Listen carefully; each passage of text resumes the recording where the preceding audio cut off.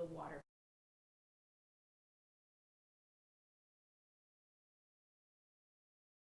Jefferson, or is this? Yeah. This, Which? so.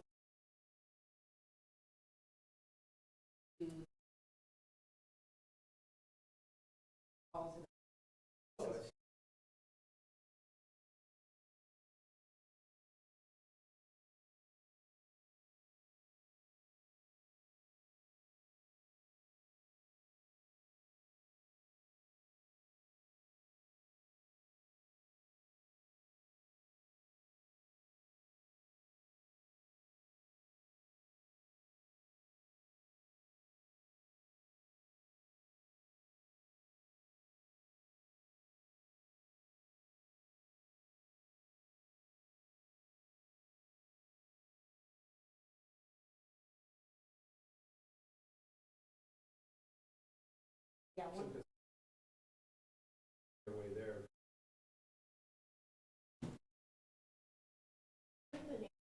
I already put him up. No, over here. Good morning. Good morning.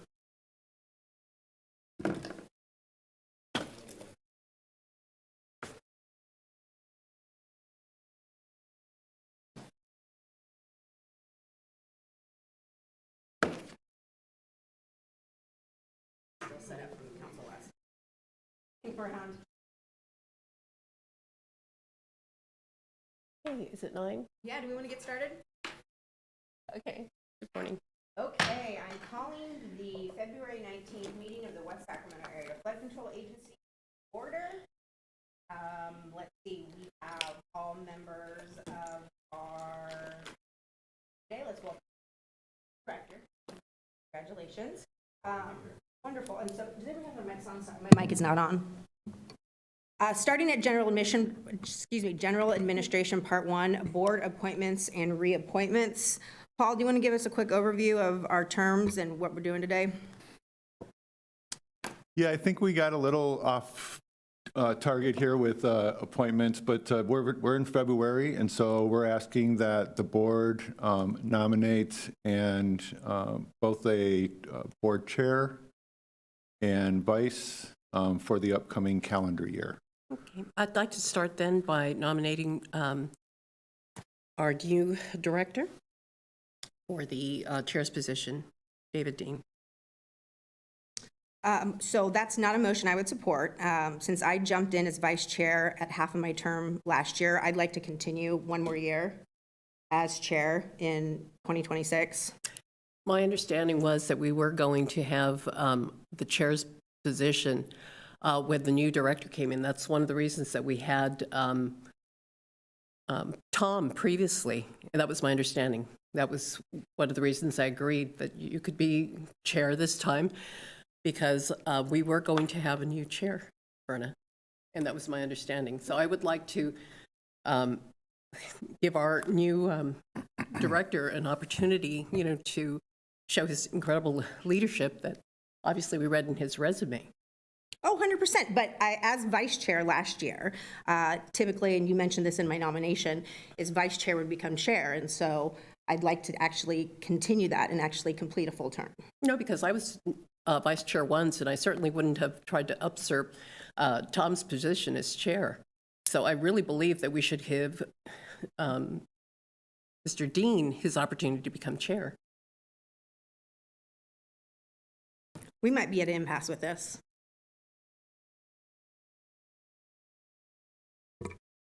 David, you're also able to make a nomination? Yeah, you're welcome Okay. to nominate yourself as chair if you'd like that position. I don't know enough about the position to nominate myself at this time.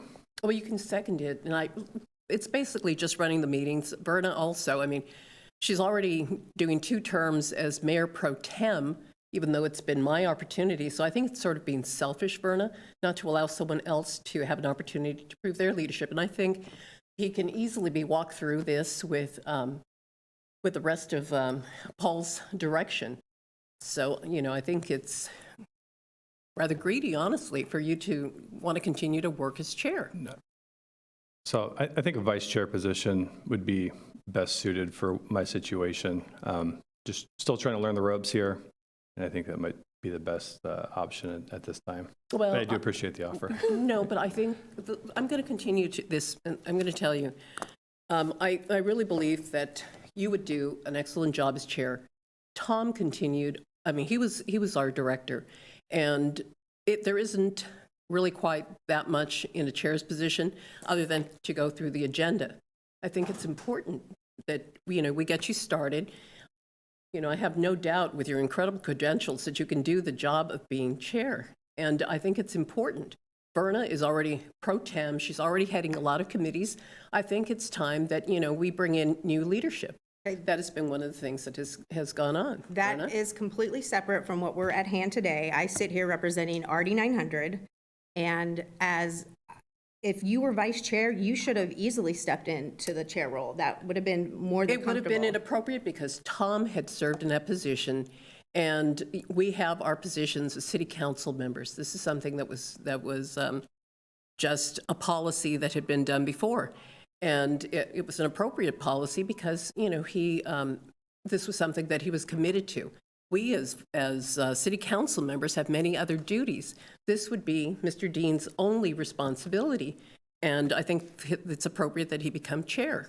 Verna? Sorry, I apologize that this is the conversation we're having right now. He's There expressed, shouldn't be an apology. This is what democracy is about. We have these conversations, and Verna. he's already expressed interest as being vice chair, so I would like to nominate David as vice chair of the West Sacramento Flood Control Agency.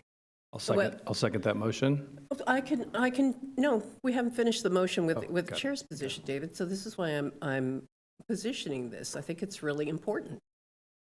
And I don't believe that Verna should continue on in this position because this was my understanding. That's the reason I nominated Verna to be chair, because my understanding was as soon as you came in, then that transition would occur. Staff, could we get some clarification on that? Was there any policy or, because that's not the No, understanding I was under our So a couple of procedures. things have happened. So let's kind of go through the history of this. We established interim chair and interim vice chair once Reclamation District 537 had withdrawn from the agency. Then after that, we went through a process to go ahead and find a member at large, which is how Mr. Dean got provided an application along with 9 other people, and we went through that selection process, as you may recall. So the whole purpose was to ensure that there was a 3-person board rather than just a 2-person board. That was the intention of going through that transition. This particular item now is what we try to do once a year, is to try to establish a board chair and a vice chair. It's for the year's term, and it's up to the board to make the nomination and then to take the votes and discern how the leadership would go moving forward. That's the guidance I can provide. And that's why I'm saying, Paul, I think it's appropriate that Mr. Dean, given all his incredible credentials that we all read, should be chair.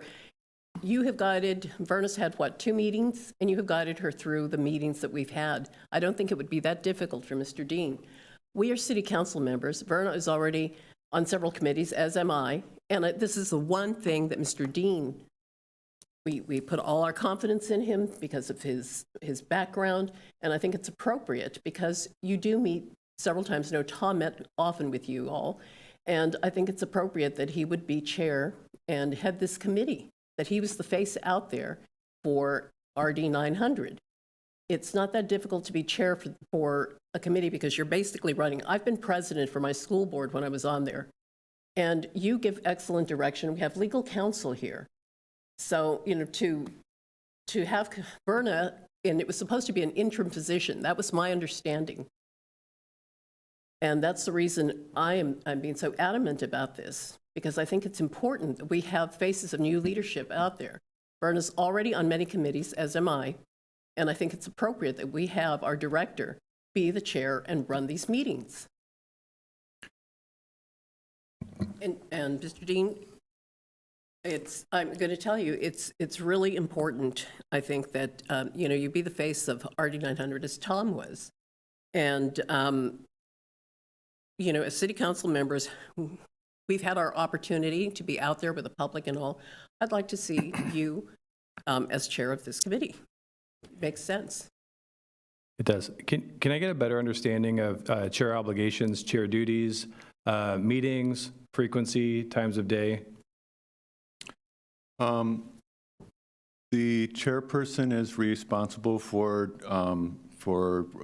proctoring for running the meeting, and to make sure that they provide a certain level of leadership to the both to the Wsafca staff as well as to the board. There is really not a lot of outside requirements other than the meeting prep and proctoring the meeting, like I said. Is there anything else? Oh, that's right. Yeah. And from time to time, there's an administrative function sometimes when it comes to contracting. The board has made a lot of concessions to give authority to the general manager, or sometimes we specifically request that authority. And then but for some larger contracts, sometimes the board chair would also be signatory to contracts, et cetera. How often do you meet, and time of day of the week? Yeah, the meeting is a standing meeting, 9 o'clock, the third Thursday of the month. It would only be this one meeting that we have. I think you do an excellent job. And I try to foster and encourage and uplift new leadership. And that's one of the reasons I was so impressed with you. And I thought that would be an excellent opportunity. The rest of us have had several commissions that we serve on, that we've chaired. And I'd like to see this new leadership. And I have every confidence that you could do this. I really want to re-nominate you for this position as chair. And I think it's important, for you to take this position. Will you please second it? I think, I'm real quick. Wait, he's going to say something. Let him say something. Go ahead. yeah, I think I'd be comfortable with a vice position and then kind of grow into that role. I do understand it is important, and it's important to be active and interactive with Wsafca and support our friends and colleagues. Having the chair position or vice chair position, in my opinion, doesn't lead too much cadence in either direction. I think the support's still there. I prefer the vice position, please. Well, I would support Please stop you. bullying him. I'm not bullying him, Verna, but I mean, I know you're running for reelection and you probably want this on your resume as well. So I just think it's really selfish of you not to have allowed someone an opportunity to become chair for this committee. This is not selfish. This is a process. I stepped in as interim as vice chair. I'm ready for you to be chair in 2027. No, I don't believe that would happen, Verna. We've seen that doesn't happen with your dynamic. But I'll go ahead and submit you as vice chair. I'll second that. Do we need to take back the original chair motion? There should be, go ahead. Well, there's no second, so of course you do. Okay, the first motion Dies. that is passed. Right. It was not seconded. The second motion was Mr. Dean as vice chair. Is that on the table right now? Yes, that is. And correct. is there a second? I'll second that. Call the roll, Mr. General Manager. You can call the roll. No, David Dean, what's your Dean. vote on that? Oh, yes. Aye. Call the roll. Interim chair, what's your vote on that, please? Aye. And Ms. Akala, what's your Aye. vote on that? Very good. We have a vice chair. Okay, we still need a chair. Do we have a motion on the table for a chair? Nominate Verna Sulpizio Hole. I will second that motion. Let's call the roll on that. Mr. Dean, Aye. Vice Chair Alcala, No. and then as chair, I say aye, or interim, I say aye. Very good. We have a chair and a vice chair based on today's vote. Thank you. Thank you. And so let's move on to item 1B, presentations by the public on matters not on the agenda. Clerk, do we have any members of the public who would like to speak today? We do not. Pardon? We do not. Okay, thank you very much. And then moving to item 1C, monthly year-to-date revenue and expenses. I will be reporting out today Thank you, Paul. on monthly and year-to-date revenues expense report. In Fund 870, we had a beginning balance in December of $10,263,000. Revenues for December amounted to $51,073, and expenses for December were $20,713, leaving an ending balance of $10,651,618 in Fund 870. In Fund 871, we had a beginning balance of $26,873,000. There were no revenues for December, and expenses for December were $210,533, leaving an ending balance of $26,662,567 in Fund 871. The agency's overall cash position at the end of December was $56,525,413. That also includes the advance that came from the state to pay for projects as we go forward. We did receive our first flood assessment revenues for the 2026 tax year in the amount of $3,018,818. That's my report today on monthly and yearly revenues. Thank you very much, Paul. Do we have any questions on the revenue and expenses? No questions. Any questions? Wonderful, thank you for that. We're just accepting that, correct? Yes, we're not approving that. So moving to the consent agenda, we've got items 2 and 3 and 4. Before we go through consent, do we have any questions or any items that we'd like to pull? Yeah, I'd like to have a couple questions just to better understand. This is regarding the consideration of approval of a non-call list for various professional consultants. Is that right? Perfect, so let's pull number 2, and David, please ask any questions that you have. Sure. So is this a multiple award task order contract? I think USACE usually calls it a MATOC. Other folks call it a master services agreement.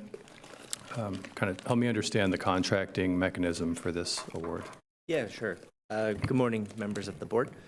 So the on-call contract that's before you is similar in a lot of ways to a MATOC. That's the U.S. Army Corps' methodology for contracting for multiple years and different contractors. The on-call list that we have established and are looking for your approval is a list of pre-qualified consultants that submitted their qualifications during a advertisement period in which staff and in the department had determined which consultants would be the most qualified and selected to this on-call list. Now, as Wsafca has project needs that come up, whether it's surveying, environmental, geotechnical, a variety of different professional services and consultant tasks that we might have, we would look to utilize that on-call list to award to those consultants. And the award process or the method of awarding to those consultants would be through a traditional, we would ask for consultants to submit their proposal, which includes like their understanding of the project, their qualifications, as well as, in some cases, a cost or what the cost would be to perform the scope of work. And so staff would then evaluate and determine the consultant that would be the most qualified. So I think I'm counting 18 geotechnical engineering firms that are on this list. With the current number of firms there, is there sufficient workload for each firm to meaningfully participate in the proposal process and then also be responsive to those proposals? Sure, and I think it's not so much that we're considering whether the amount of workload that the Wsafca has available to the consultants. I will also add that the geotechnical engineering, at the time that the on-call list was advertised, included a material testing component, which often comes about during construction. But as geotechnical services or needs arise from the Wsafca staff, we would look to utilize the on-call list or go out through a traditional advertisement through a RFQ, RFP. So it varies on what types of work we have and which method that we would award or solicit for the consultant services. but we haven't really taken into account whether there's sufficient work. That was more of a methodology of getting qualified consultants to be included to the on-call list to help facilitate our procurement process. Is the board being asked to approve the entire on-call list or just the REY engineers scope that's on this agenda? So there's two items before you. One is to approve the on-call list, which is all of the consultants that were pre-qualified and will be included in the list for staff to further advertise to. The other agenda item is the award of the contract to REY for surveying services. Separate item, got it. Yeah. Those are all the questions I have. For the entire consent agenda? Oh, Or just for two? Just for the. Okay, perfect. yeah. So do you have anything for 3? Oh, that's for the REY engineers? Yeah, the REY contract. No questions about that. Okay, Ryan, you are good. And then item Okay. 4, special meeting minutes, that's fine. So if we've got our consent questions answered, can I please get a motion to approve the So consent moved. agenda? So moved. Thank you, trustee Alcala. And then a second? Second? Wonderful. And then all in favor? Aye. Aye, and no opposition, and the consent agenda is passed. Moving on to our regular agenda, Part 3, 5A, floodplain ordinance change presentation. Members of the board, Chair and members of the board, this item is going to be delayed. This is something that Jen was going to present on, and Jen cannot be with us today. So that's going to be pushed off until the next month. Okay, and so we will make a note of that. So item 5A is delayed, and let's move on to 5B, Stone Lock 10% design presentation.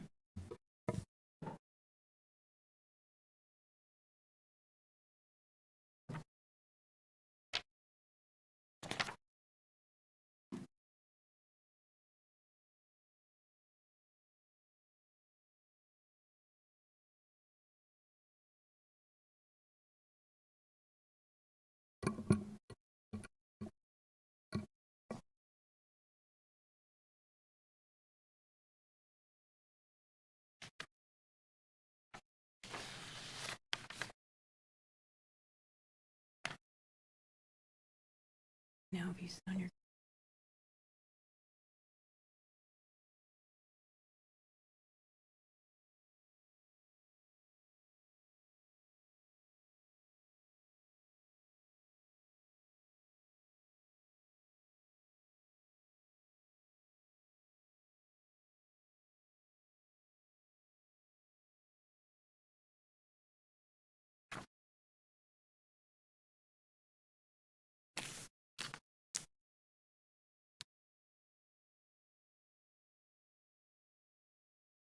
Please hold for technical difficulties.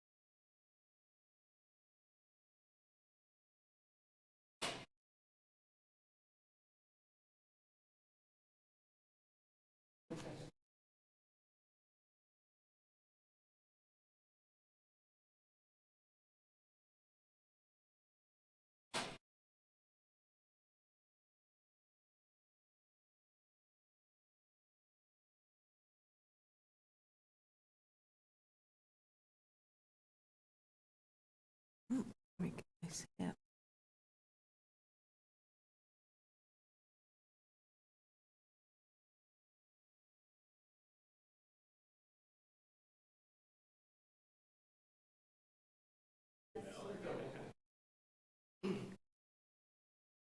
Good morning, members of the board. I'll be talking to you today about Stone Lock, the closure design update. This is an Army Corps-led design. We're at the draft 10% stage, so I thought it'd be a good milestone to update you on our progress. Next slide, please. So, little intro on Stone Lock for you. Stone Lock was built in 1961 as part of a greater Deepwater Ship Channel project. As you can see on the map on the screen here, it's in between the port of West Sacramento and the Sacramento River. And in the 60s, at least, it did harbor traffic between the Sacramento River as well as the port of West Sacramento. There's a couple nice photos up there if you want to see some historical ships going through the locks there. Next slide, please. So from 1961 to 2000, there was kind of a slow progress of the Stone Lock towards permanent closure, I'll call it.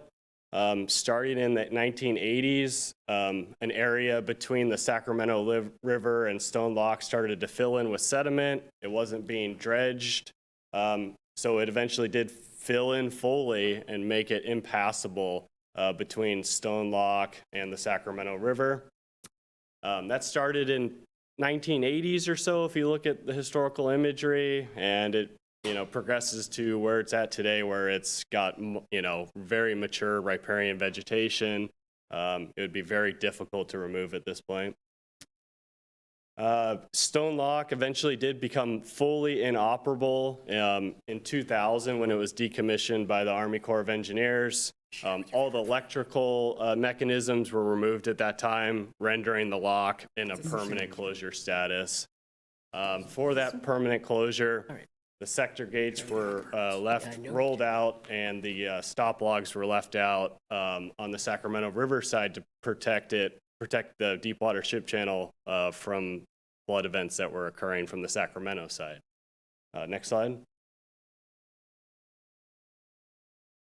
So, need for action. This area was identified by the Army Corps of Engineers in 2015 as a potential vulnerability in the greater, West Sacramento levee system. The graphic on the bottom of the screen there was some modeling done by the Army Corps of Engineers contractor, Tetra Tech.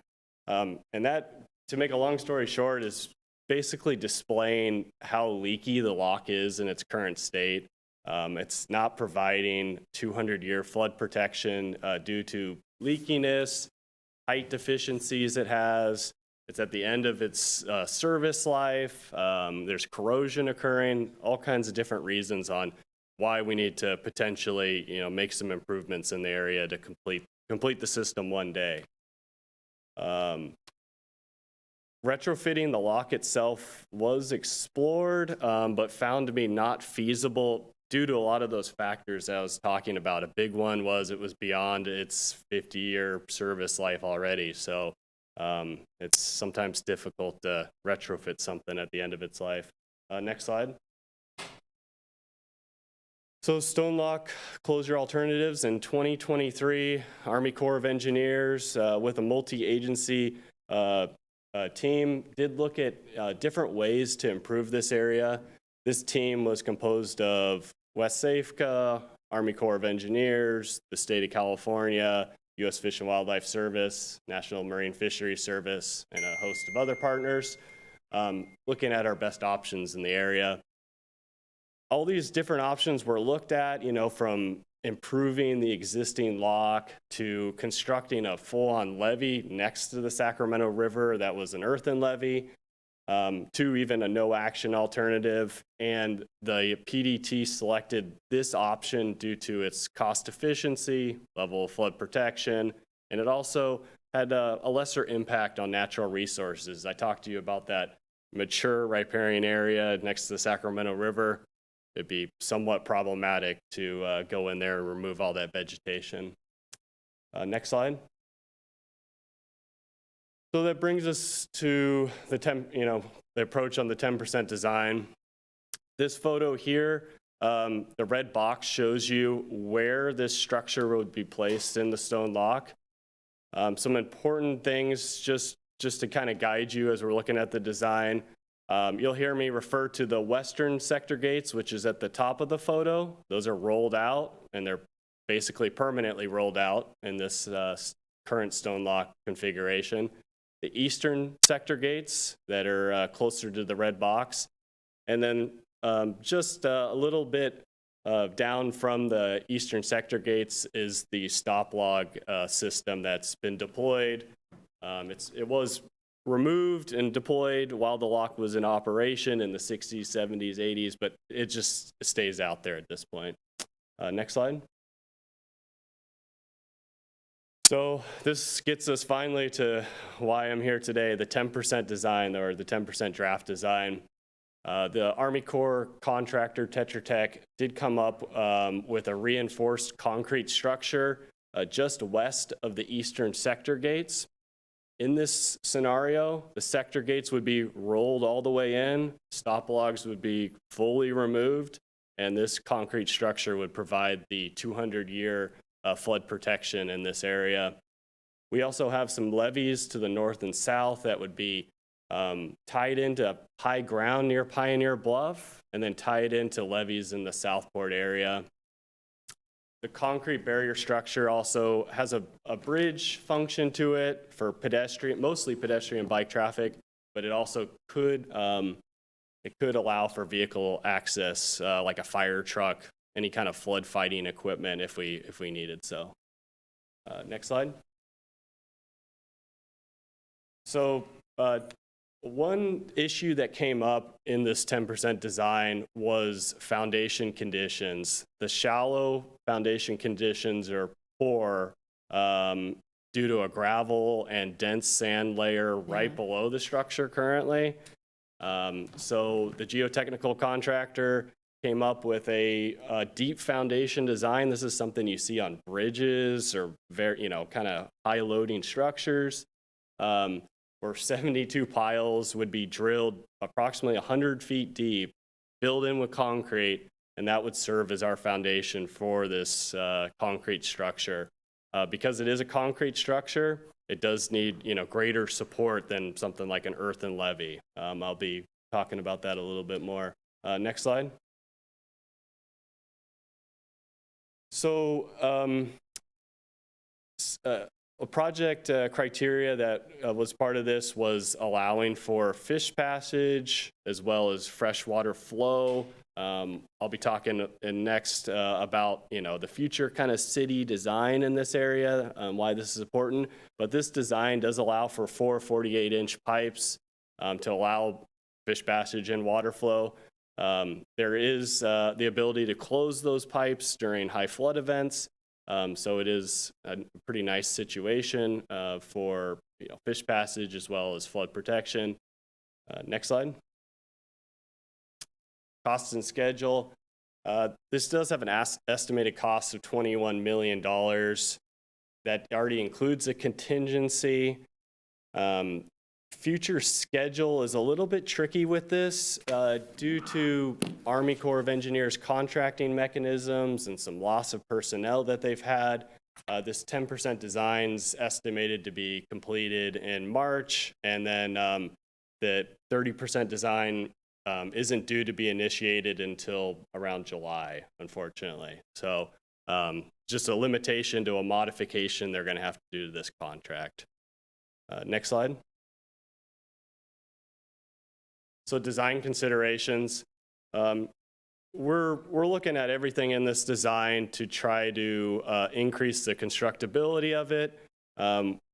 We do see a possible cost escalation due to that deep foundation. So it's something we're watching, asking a lot of questions about, hey, can we get away with less than 72 piles in that area?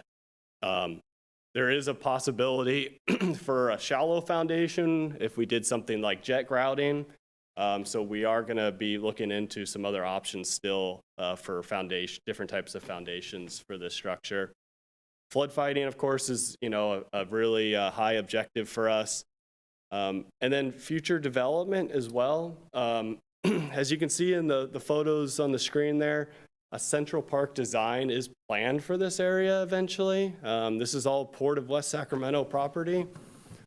And we're constantly discussing our plans with the stone lock closure with parks as well as the port to make sure, is there a way we can kind of set this up for that future, Central Park design, so that, we can get the rest of the city of Sacramento to a point that they'd like to be in. Next slide.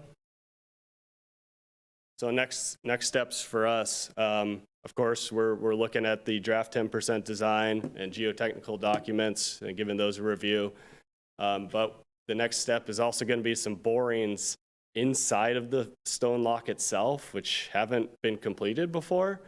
And this is going to be a little bit of a challenge because we have to decide, do we crane in a barge and drill inside the lock? Do we try to figure out a way to open up the sector gates and float a barge in there?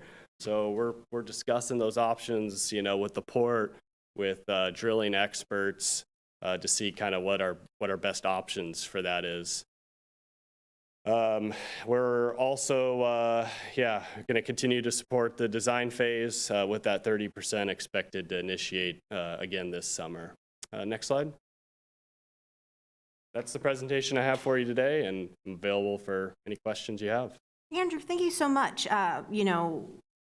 I appreciate you sharing design considerations and future development and sharing some pictures of the aspirational plans that we have for the Stone Lock area. And so it's great that we have, and as Wsafca, we've got a partner in all of the things that we want to do in that neighborhood. Do we have any questions about the 10% design? David, please. Yeah, I've got a couple questions. First thing was, one of my questions I was going to ask is, was there a decision matrix on the progress or how to decide this to move forward? And you already presented that, so thank you for that. That's wonderful.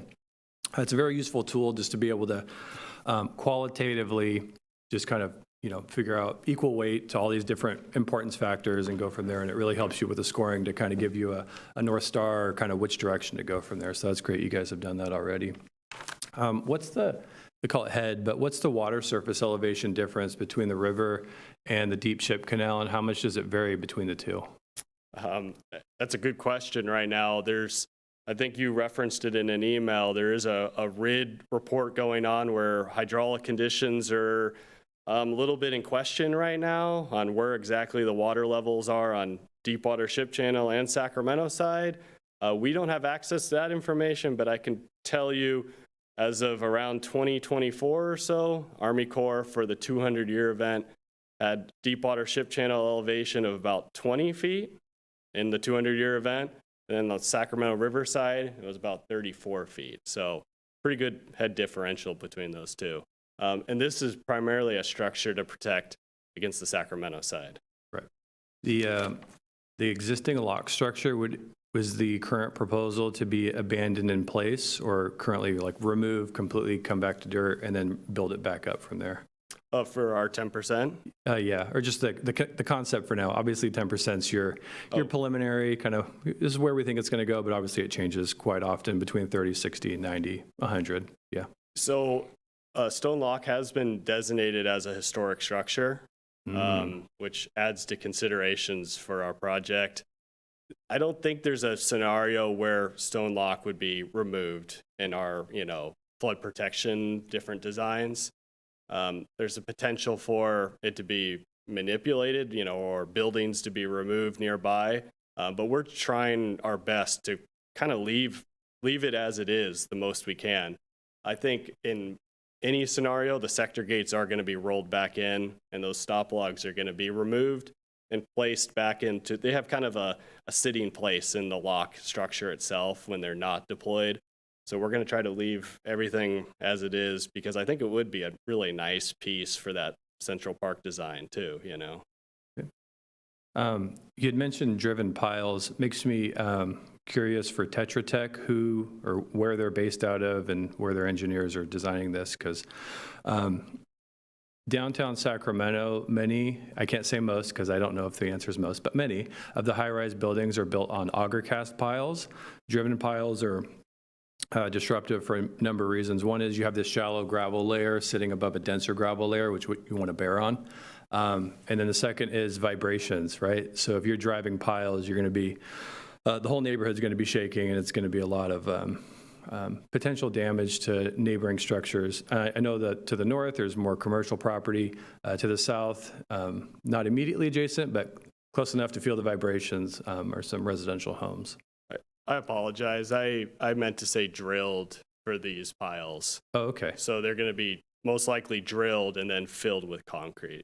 Got it. Yeah, because we do have that gravel layer that you're talking about. That's what's causing the deep foundation in this area is the gravel layer, liquefiable. So we're having to resort to a deep Much less vibrations from auger cast piles, which is advantageous for, supporting our community and making sure we don't disrupt them too much. Sure. Good. Yeah, I agree. With the drilling, I guess a couple different considerations. One would be to build your own platform or bridge across it and then drill from there, crib it out. Second one, could you dewater that area between the two locks? And then put a bunch of sump pumps and basically dewater it out and keep them going. There were some issues with, we've done in canals, where you basically dewater as much as you can, then you put these bladder dams in just to basically protect the workers that are doing the work, and then you just kind of keep the dewatering pumps going while they work inside of there. With an emergency action plan, hey, something goes south, leave the equipment, save the people, type situation. I think that's a great idea. Yeah, we'll be talking about all the different possibilities if we end up doing the drilling, or if we're asked by the Army Corps to do the drilling versus if they do it. But I'm sure they'll be looking at what's the most cost-effective option is number one. Yeah. Good. No further questions. Thank you. That was a great presentation. Thanks. Great questions. I appreciate the question related to potential disruption to neighbors, something that I was not thinking about. So I appreciate your technical expertise. Director Alcala, do you have any questions? No, I'm just glad that you're here, David. Your expertise just speaks for itself. Thank you. Yeah, it's really great because we get to dig in a little more and learn about this and, questions that we wouldn't even be thinking about. So I appreciate that as well. So my only question is, you mentioned this was built in the 60s. It's a historic structure. How unique are these stone locks, across all the different areas that have flood protection? Stone Lock is a very unique structure. I think it's one of two on the entire West Coast. So I don't have information on whether it's eligible for the National Register, for example, and it's going to that historic, potential. But it is going to be something that we're gonna determine the eligibility if we're working even somewhat close to it. Okay. But yeah, I don't think there's any scenario where we're really going to affect Stone Lock itself. We're really trying to kind of work around it and make sure it's preserved the best we can. Okay, that's wonderful. Thank you so much for this presentation. It's great to hear that this is aligned with our 200-year flood protection. Yeah, thank you. Thank you, Andrew. Moving on to item 5C, Wsafca project updates. I believe this is Paul. Good morning, Chair, boards and staff, board. I'm going to walk through a couple of different project elements, talk a little bit about some discoveries we had recently, and then we'll conclude. In terms of Southport, the Southport restoration area is transitioning to a next phase. That has to do with long-term maintenance and monitoring. Andrew has issued an RFP to solicit for a long-term manager for this project. We're expecting to get results back from that solicitation in the month of March. We may be bringing that back to you at the next board meeting, otherwise it'll probably get pushed until April. Andrew's also working with the Army Corps of Engineers as well as the regulatory agencies to ensure that the project mitigation that this project promised is going to be realized. So we're already having conversations about other projects in design and how they may be able to use Southport mitigation area for some of the project effects. Katie, can you put up the other Thank you.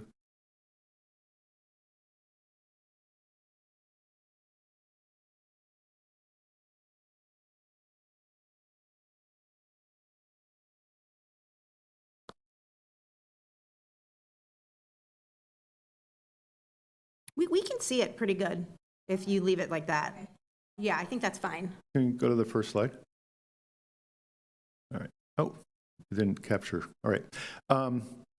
So a couple of weeks ago, the superintendent from Reclamation District 900 reached out to us to say that there were a couple of deficiencies that he had noticed during some of his maintenance activities. So what he found and what's of concern to us is that south of the deep water ship channel and north of the mitigation area upstream between the two, just not too far from Riva condominiums, on the water side, there is an erosion area. Go ahead and push to the next slide, please. So this is a photo that we took there. This does not nearly capture the entire area, but this is an example of what an erosion site actually looks like. I want to remind the board that Southport was completed in the levee improvements were completed in 2018-19. And since that time, the responsibility for operations, maintenance, repair, and rehabilitation falls on the agency. We are looking in to see if there are other approaches to pay for this. It's not fully investigated yet. It's just been brought to our attention. We've brought it to the attention of the state as well as the Army Corps of Engineers, and we're anticipating that there will be some further evaluation, investigation before we come back to you to say, this is our plan to move forward. But we do see this as a critical area. The levee behind this erosion site has been fortified. It does have a deep wall. The crown of this, the thickness of the levee, if you will, at this location is also fairly large. But needless to say, this is still a site that's going to need some attention, and we're probably going to, at this time, it looks like Wsafca may be on the hook for that rehabilitation measures. Paul, may I ask a quick question? Of course. This erosion area, are we going to refer to it? Do we have a name for it? We will. Okay. We so don't we're have still one today. It's preliminary? just, it's very new. Okay. But I wanted to make sure that the board was aware that, of how we're working with our, the reclamation district and what happens when we do have a concern that shows up, a deficiency that wasn't unanticipated. Thank you. Thank you. Moving on to the Yolo Bypass East Levee. I'm going to talk about the one on the south. So this is right along the Deepwater Ship Channel, kind of behind where FedEx is. You may recall that project went through a whole series of rehabilitation. It was accepted in 2024. Then on final inspections, we found some additional deficiencies. There became an emergency repair site. What the Corps did was essentially build a adjacent levee on the land side that provided a lot of material there to try to make sure that there weren't any seepage concerns. They've now taken that work and they're wrapping that, they're calling that, that we're at 60% design. So what's happening now is to kind of finalize that design. We're anticipating that what that's going to be is some realignment, some slope flattening on the water side. And then there will also be some drainage improvements that happen on the land side. Ryan is leading the effort to design the drainage feature. The surveyor contract that you approved on the consent calendar will also be charged with doing a little bit of additional surveying work to stand up this design. But we see that happening over the course of the next year. And if all things go well, because there aren't a whole lot of real estate concerns or environmental concerns, perhaps we would go to construction later next year. the Yola Bypass East Levee, the north site, this is the pump station that I've talked to you about most recently. PG&E has completed inspections, and we're anticipating that they're going to install a new utility pole, and then the transformer, and then electrify the pump station. So that is happening imminently. I think it's next week. I believe next week. So we're hopeful for that. Stay tuned. We are planning a ribbon cutting event with the Army Corps of Engineers. We'll be inviting the Congresswoman Matsui's office and reaching out to council, as well as our state partners to and the colonel, to try to have an event that we can all be proud of.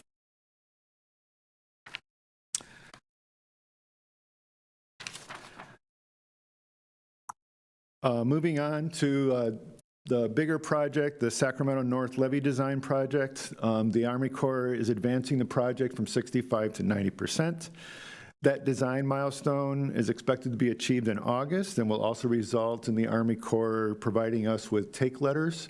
Take letters are the indicator that we are able to go forth and start acquiring property. So we're anticipating that would happen later, much later this year. Concurrently with the project moving from 65 to 90%, we have initiated the environmental review process for this project. We're discussing different alternatives, both with our project partners and with the attorney. We also have been coordinating internally with the real estate manager. As you know, this area is going to be affected also by the new I Street Bridge. So we have been exploring what is the real estate that they've already acquired that we may be able to work off of. We're also coordinating externally with the bridge team itself. So the designer is Mark Thomas and Company.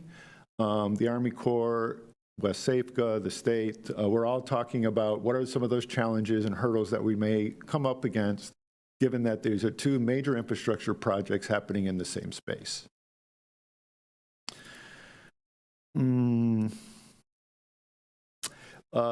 Also, in support of this project, last week we completed another 4 borings for the realignment of the levee. This would be between the Indian Heritage Center and the Broderick Boat Ramp. So those results will be coming forthcoming and will work their way into 90% design. We're also actively working with the port to secure borrow material for this project. Again, the surveying contract that you approved earlier today will be used for them to go out and do some surveying along the port to make sure that we know what the volumes are that we can harvest, and work out a favorable agreement between the port and Wsafca. And just for your information, I also reached out to the Rivers HOA, knowing that this project is going to be happening in their community. So I met with the leadership, Ryan and I met with the leadership there.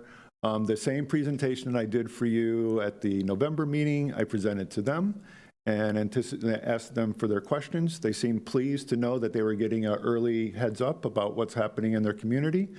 Obviously, they would have liked more detail, as you know, they talk about different parts of the community that aren't necessarily going to be affected directly from this project, but will be affected in the future.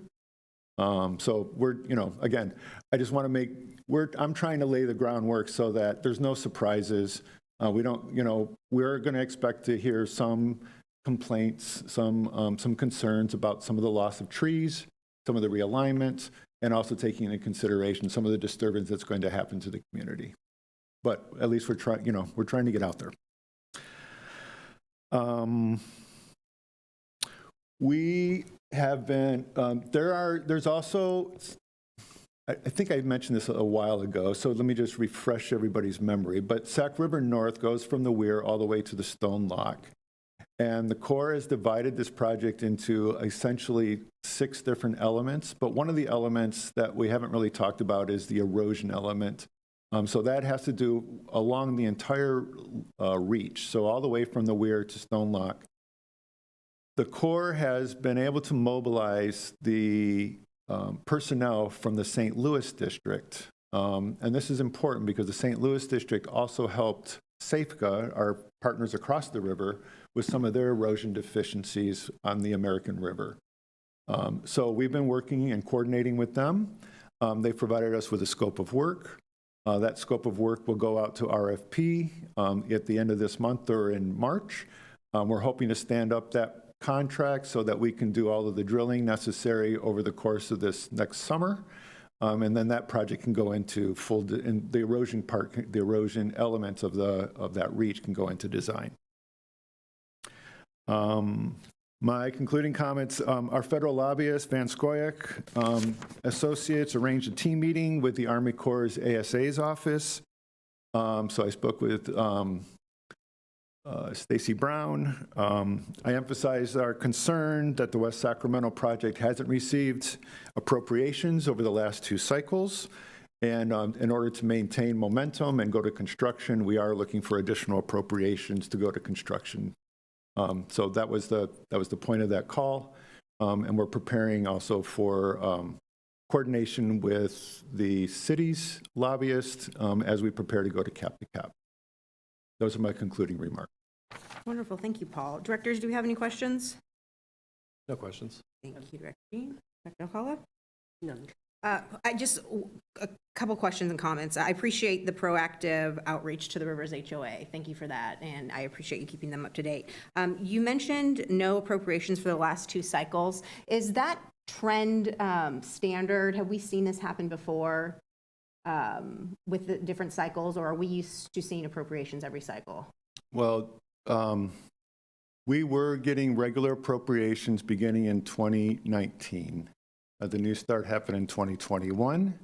There were 2 very large appropriations that happened in 2021 and 2022. But however, the change in administration has not resulted in any new appropriations for West Sacramento, as well as many other projects within California.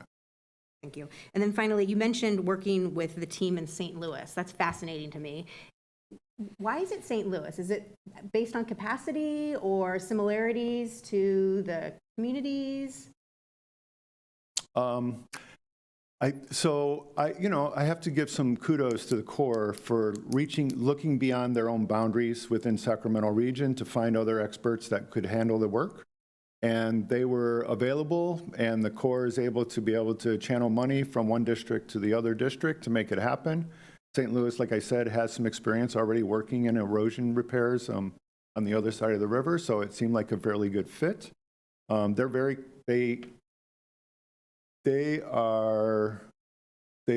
They've come across as very competent and eager, and so when I get eagerness coming from our federal partners, it's always exciting for us because it means that things are going to move forward. So that's what I can tell you. Oh, that's fantastic. Awesome. Thank you so much.